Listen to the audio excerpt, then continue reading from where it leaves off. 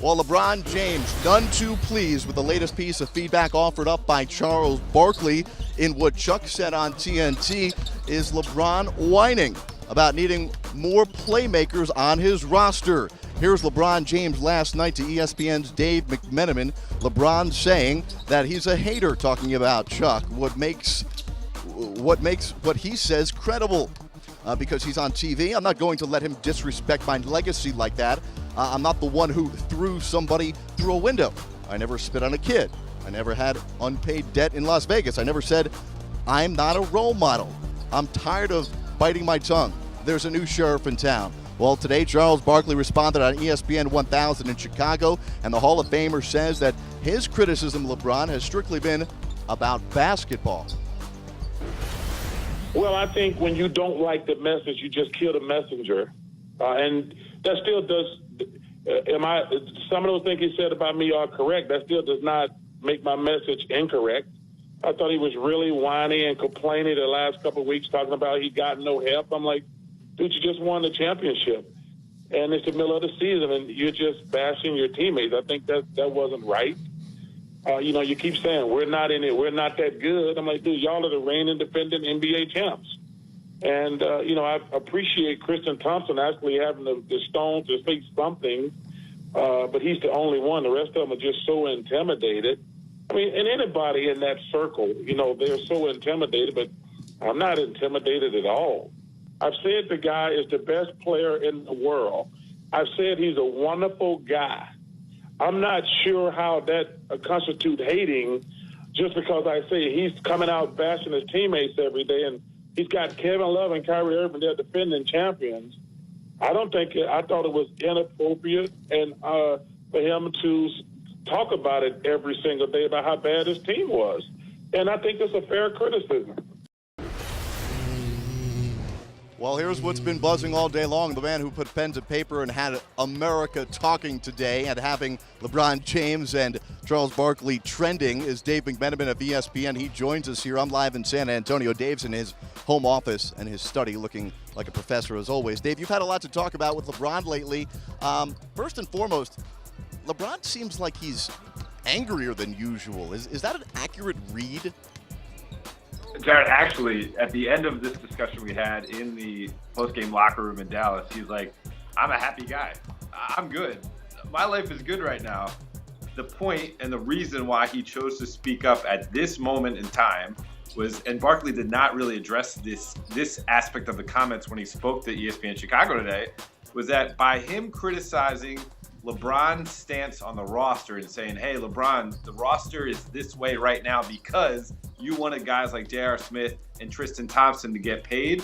That was, at the same time, delegitimizing the work that Rich Paul, who is the same agent for those two guys, and LeBron James did to get those contracts for his clients. And LeBron was tired of its similar vein to Phil Jackson criticizing his inner circle, the people around him, and not giving them their fair due because they've been in it just as long as he have, a decade and a half. And look at the stuff they're doing. They're doing great stuff in the community. They have a successful television show, game show on NBC. They have a scripted drama on Showtime. And they have a young up-and-coming agent in Rich Paul who just signed the #1 pick in Ben Simmons and also has some successful players around the league right now. That's why he decided, in my estimation, to clap back at the time he did, because it wasn't just about him, it was about his inner circle. All right, I want to get back to some more of what Charles had to say on ESPN 1000, but I want to respond to the point you made there in that LeBron wanting us to believe, and I'm not asking you for this answer, but what you believe from LeBron, that the NBA circle is to look at Rich Paul and LeBron James as mutually exclusive. Well, yeah, and that's the perception that gets lost, right? Of course they're associated to one another. Rich Paul met LeBron James when he was in high school, and he was selling, throwback jerseys out of the trunk of his car. They've known each other that long, but he's grown, and he didn't get Eric Bledsoe that extension in Phoenix because of LeBron James. He didn't know things were going to work out to advise his client and J.R. Smith to hold out as long as he did. Same thing with Tristan Thompson. What if J.R. Smith breaks his thumb while he's working out in September?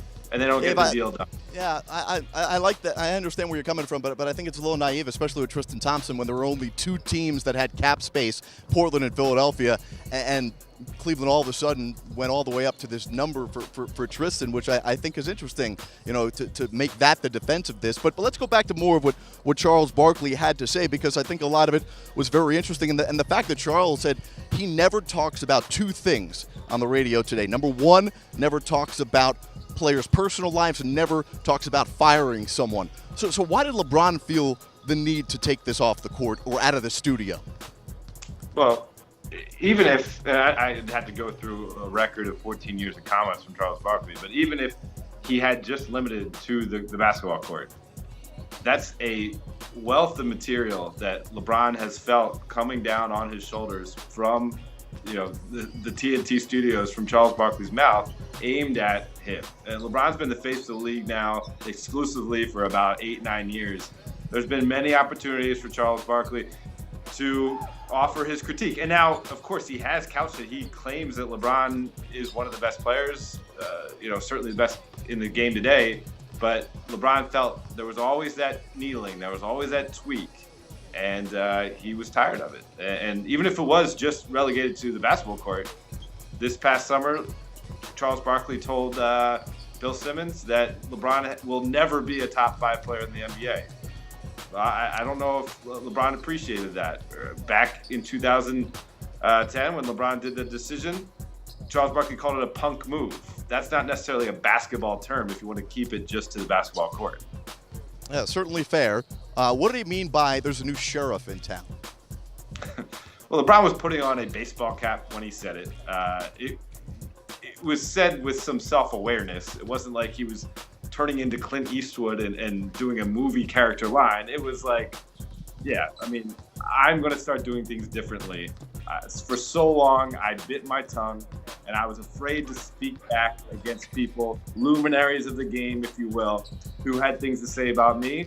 Well, if that occurs moving forward, I'll have something to say about them as well.